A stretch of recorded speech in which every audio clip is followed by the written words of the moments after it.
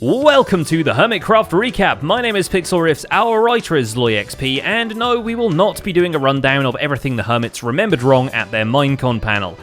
Well, hello there, Good Times with Scar here, and I've been on this Hermitcraft server since Season 6. We can't have a 30-minute breakdown of a 30-minute video, guys, but if you feel like pointing out all of it, feel free to follow the iCards in the upper right corner. And without further ado, let's take a look at all the events and mishaps that occurred on the Hermitcraft server this week. I've only been doing this for 84 years. Starting with Doc M, who, having hacked a nether portal to take him anywhere in time and space, seems to be returning to some familiar places. After stopping by the Minecraft server last week, Doc winds back the clock even more and gives us a world tour of his world tour. This was a groundbreaking Let's Play. Yeah, this Let's Play defined what Minecraft Let's Plays are today. It's not too not familiar, although some aspects of it still surprise him. Rather than return to Hermitcraft once he's done pushing the nostalgia buttons, he sets his sights on some real-world travel and is next seen on a beach in Spain. He just missed me by a couple of days. Funnily enough, we get the opposite situation with iJevin, who comes back from his single player to Hermitcraft, if only to nail on the coffin of his one-chunk base experiment. We really need to get reorganized. Things need to be, cleaned up, fixed, and kind of get back to a good space to play at. Yes, it turns out the one-chunk challenge is just not the right format for a multiplayer collab-intense server. Therefore, Jevin returns to his previous obsession, the seafaring fidget spinner. Though the minor tweaks and stairways he adds this time are but him getting back into the groove of building big and building nice, so look forward to that. So if we continue to work on this base, what should we do with it? Python is in the same boat, although the boat in question is more minecart shaped, as he redirects the modern line of the Hermitcraft rail network into and around his Tower Bay skyscrapers. Some of them are close to scraping the giant jangler cookie in the sky too, which Python seems keen to create some sort of religion around. I feel like we should go ahead and make ourselves like a church or something and have like a council of cookie, and then like we can make this into an invasion fleet and we could have like our own storyline. The council of cookie. Not the weirdest religion we've heard of. And to continue the modernization of the area, Python builds up the walls around his half of Tower Bay with pristine quartz and terraforms the beach with sandstone for a much more organic feel. Meanwhile, False goes the opposite direction, though her factory build still exhibits some openly organic features. It looks like two little eyebrows. Look at it, they look like eyebrows. Exactly what will go inside the facility is undecided for now, as False laments that everything worth farming is being farmed on the server already. Even Death, as it turns out, Undying 2.0 is open and waiting for her to reclaim her podium position. That doesn't quite happen, in no small part thanks to her running out of food and saturation midway through the game. It's pretty hard to speedrun when you can't run in the first place. Oh, my time's gonna be so bad. My score is... In theory, you don't need to... You do need just 2. So maybe that was my bad. But a new and much more lucrative prize is looming over the horizon, as Good Times with Scar starts building up the playground for his own version of Cops and Robbers, Bandits, and Sheriffs. What will eventually be a train heist game starts with not the train, but the bandit camp in the midst of a spruce forest. See, he's got a plan, he just needs more money. Which he had to chip in for that rocket he promised False, and a fresh helicopter for HIB. I'm so glad I built that. With the completion of the HIB headquarters and of course the rocket, it's time to hang up Captain Angry Eyes' suit for now. You served Hermitcraft well, Captain Angry Eyes. Cubfan, on the contrary, is moving his minigames away from an expansive multiplayer experience, so much so he adds a single-player mode to the Ravager run. At last you can play against your true enemy, Time, and to a lesser extent, Ravagers. Yes, it's a time trial, and you can choose one of the many predetermined challenges Cub has come up with. These are basically set houses that you go to for each challenge. So like, primary colors challenge, you go to the red house, you go to the green house, you go to the blue house. Then I flick the lever up to start. Lever is up, you can still see nothing in the chest right now. And then to start, click the note block. So once I click the note block, the sound will actually play, and then I'm ready to go. Back home, Cub modernizes Concorp's tree farm to be more andesite, and Concorp's villager situation to double as an iron farm. Yep, just like so, and the villagers also do not get damaged by this, but this should eventually slay all golems. Probably could get that andesite more efficiently than trading it from stonemasons, but it's hard to worry about some imaginary currencies when there are diamonds flying in by the drone load. Well, at least time will be easier to keep track of now that Joe made him a calendar. A very, very old calendar. The henge serves as a reminder that the server is old enough that Joe's elytra insurance is very close to expiring. So naturally, elytra, Joe I'm decides to gonna be fit in so just mad. one more elytra incident before his next premium is due. Dang it, not very good at flying. No! Once he's chewed through the entire box of stress relief cactus Cub provides, Joe returns to his island hermitage project to tweak more details of the towers and furnishings.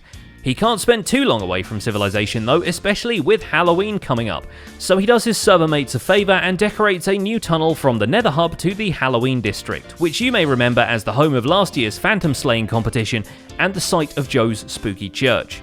And if he needs some equally spooky sound effects for it, he can just outsource those to the folks who ride the roller coaster. Yes, Cleo has made a whole lot of noises just to get enough tickets for the prized diamond. For a zombie, she's pretty good at not dying too, basically only burning on the ride when she actively tried to. Except I noticed that he's in the bamboo, so I'm not going to destroy Joe's redstone, but I think it's really sneaky that that's what you're doing. The lack of player death is made up for by the impressive gore stravaganza she orchestrates in the basement of the Falsewell Creature Museum. It seems someone found not just her inspiration, but the manual for the replay mod too. That being said, there's something incredibly charming about the horrific creatures she cinematically brings to life with her armor stand magic. I guess beauty really is in the eye of the beholder. You can behold more armor stand work at Sahara, but don't panic, the main interface isn't becoming even more complicated. Iskal wants to add some distractions for customers while they wait for their order to arrive. In true Iskal fashion, he sets up a way for players to dispose of their diorite and be rewarded for it. The more they throw away, an armor stand holding a diamond will float up to the top of a bubble column and eventually be dispensed to whoever topped it up the most. While it's not finished by the time he had to leave for Minecon, all it needs is a payout chest and something to actually destroy the bird poop blocks. Before that though, he's got more important things to attend to, finding out who won the villager trading setup contest between himself and Mumbo. Hilariously, they've both had such trouble with buggy villagers claiming workstations they shouldn't, that they both concede to the other, and the game ends with 2 losers. I'm sorry to laugh. I'm not laughing at you. I'm just... So have we both lost? We've both lost.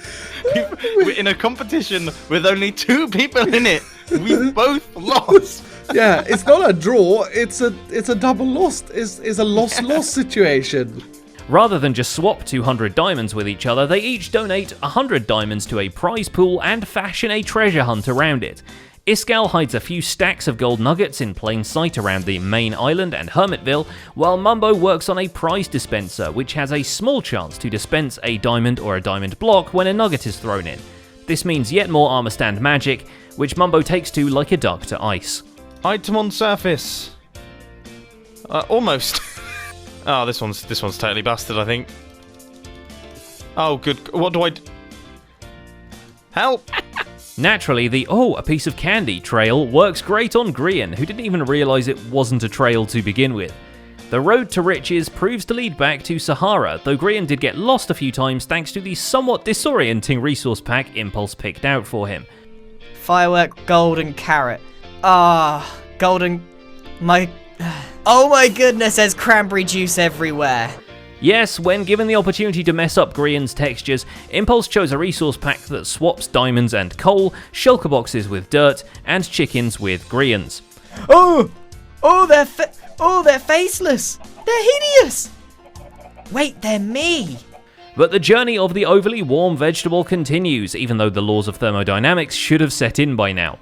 Grian drops it off into a dropper at Sahara Now, which in turn will drop it off onto whoever dares to hashtag shop at you know the rest.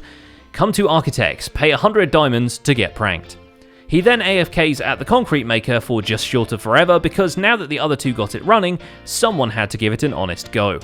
Oh, I also need to flick all of this. Is like a dream come true. What happened? How did this stupid potato get in my inventory? The hot potato eventually arrives with Stress Monster, who returns to Sahara searching for materials which ultimately aren't sold by this shop that sells everything.